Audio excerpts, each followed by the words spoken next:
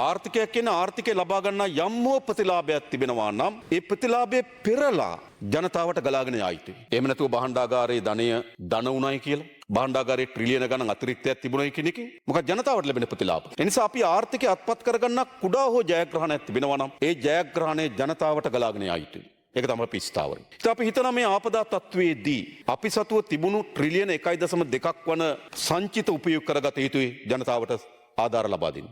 ඒක අපි අත්තරින්නේ. මොකද මේට ඉතිහාසයේ තිබුණේ අපේ ආණ්ඩු බලයේ තියෙන අය ලොකු හැඳි වලින් බෙදාගත්තු ඉතිහාසයක් තිබෙනවා. බලන්න අර නිවාස ගිනි තිබ්බට පසුව ඒ නිවාස වලට වන්දි දුන්නේ කොහොමද කියලා. සාධාරණද? මේ පාර්ලිමේන්තු මන්ත්‍රීවරුන්ට, ඇමතිවරුන්ට, සභාපතිවරුන්ට, පළාත් සභාවට මන්ත්‍රීවරුන්ට කොහොමද දීලා තියෙන්නේ වන්දි? මිලියන 150 නේද? මිලියන 100, මිලියන 50, 60 එහෙම ගෙවලා තියෙනවා. එයි හැන්ද තිබුණේ ඒගොල්ලෝ ගාව.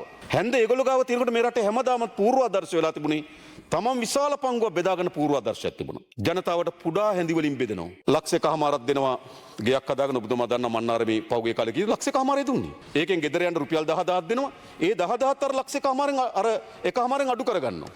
අතිරික්ත මොකද්ද කලින් දීපු මුදල කියලා. මෙහෙමනේ තිබුණේ. ඒ කියන්නේ හැම වෙලාවම ජනතාවට බෙදනකොට නිකන් ඇඟෙන් ඇටයක් ගලවලා දිනවා වගේ. Tamanට බෙදා ගන්නකොට ලොකු හැඳි වලින් බෙදාගත් ඉතිහාසයක් තිබෙනවා. අපි ජාතික ජන බලවේගයේ ආණ්ඩුව හැදුව මොකටද?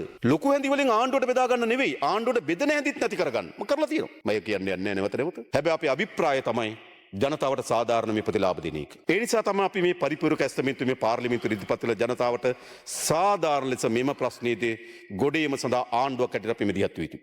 ලංකා ඉතිහාසයේ කවදාවත් මෙහෙම කරලා නැහැ. ගම් වතුරකට සත්තු අහු වුණා නම් ඒ ෆාම් අයිතිකාරය බලා ගන්න ඕන. කඩයක් ගියා නම් ඒ කඩේ අයිතිකාරය බලා ගන්න ඕන. ගෙයක් ගියා නම් පොඩි මුදලක් දෙනවා. එයි ඇඟෙන් ඇටයක් දෙනවා වගේ තමයි ජනතාවට සැලකුවේ. මේක තමයි ඉතිහාසය. කාටත් ඒක අභියෝග කරන්න පුළුවන්. මම මේ දත්තත් එක පැටලෙන්න යන්නේ නැහැ.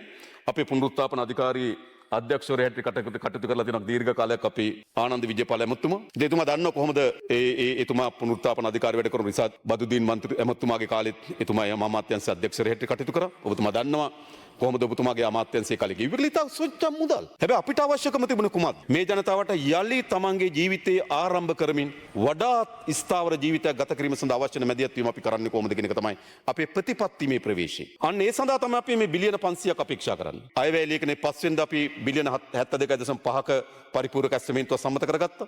දැන් අපි බිලියන 500ක තව පරිපූර්ණ ඇස්තමේන්තුවක් අපේක්ෂා කරනවා. අපි බිලියන 1400ක ප්‍රාග්ධන වියදම් වෙන් කරලා තිබෙනවා ලබන අවුරුද්දට.